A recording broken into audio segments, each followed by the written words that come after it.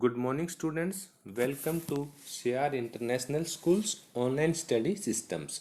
Today we start the third chapter, Drainage Systems of India. कि drainage क्या होता है? अपवाह तंत्र हिम के पिघलने अथवा वर्षा होने से प्राप्त अतिरिक्त जल यानी एक्स्ट्रा वाटर नदी नालों, सरिताओं और वाहिकाओं द्वारा बहाकर ले जाया जाता है।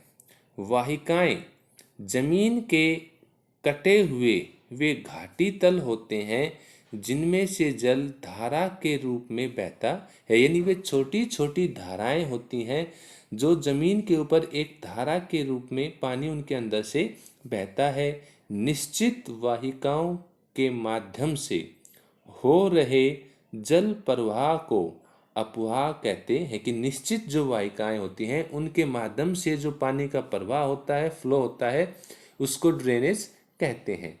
इन वाहिकाओं के जाल को अपवाह तंत्र कहा जाता है। कि इन छोटी छोटी जो वाहिकाएं होती हैं इनका जो जाल बना हुआ होता है उसको अपवाह तंत्र कहा जाता है। वह संपूर्ण क्षेत्र जिस पर पृष्ठीय जल के निकास मार्ग एक ही दिशा में हो अपवाह द्रोणी या अपवाह बेसिन कहलाता है।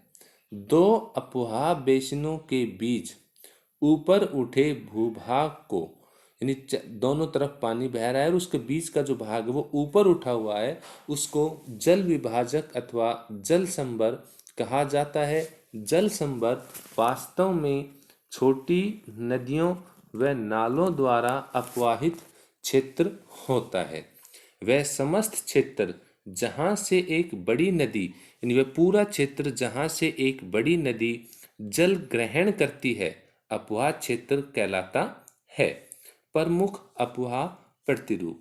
अपवाह प्रतिरूप किसी क्षेत्र में एक निश्चित क्रम में प्रवाहित होने वाली नदियों तथा उनकी शाखाओं की व्यवस्था को कहते हैं। कि एक निश्चित क्षेत्र में जो नदियां अपवाहित होती हैं उनकी नदियों की संख्या और उनकी जो शाखाएं हैं उसको अपवाह प्रतिरूप कहते हैं। इसमें फर्स्ट आता है द्रुमाकृतिक डेंड्रिटिक।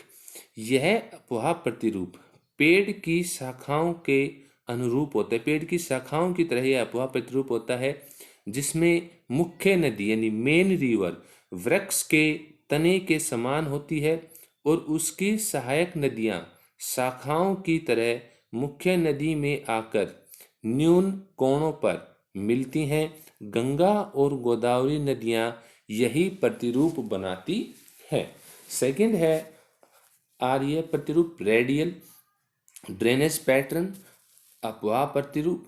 इस जब नदियां किसी गुंबदकार पर्वत के शीर्ष से निकलकर सभी दिशाओं में साइकिल के पहिए की तारों की भांति, जैसे साइकिल के पहिए की तार जो होते हैं वो चारों दिशाओं में जाती हैं, उसकी भांति बहती हैं तो अर्य प्रतिरूप बनाती हैं। पारसनाथ की पहाड़ी और अमरकंटक पर्वत से निकलने वाली नदियां अर्य अपवाह प्रतिरूप बनाती हैं।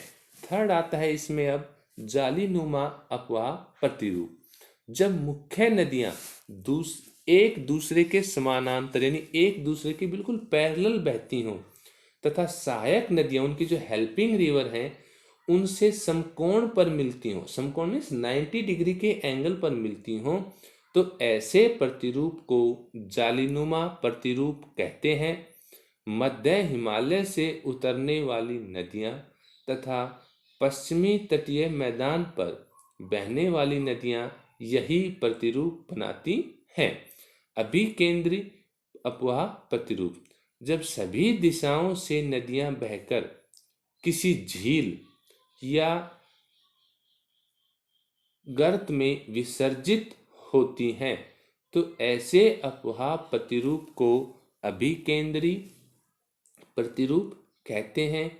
किसी शीर्ष मीन्स चोटी से चहु दिशाओं यानी चारों दिशाओं में बहने वाली नदियों का प्रतिरूप अभिकेंद्री प्रतिरूप कहलाता है। कि एक केंद्र से चारों दिशाओं में जो नदियां निकलती हैं उसको अभिकेंद्री अपवाह प्रतिरूप कहते हैं।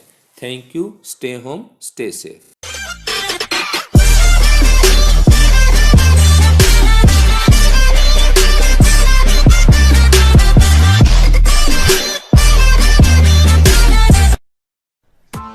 Press the bell icon on the YouTube app and never miss another update.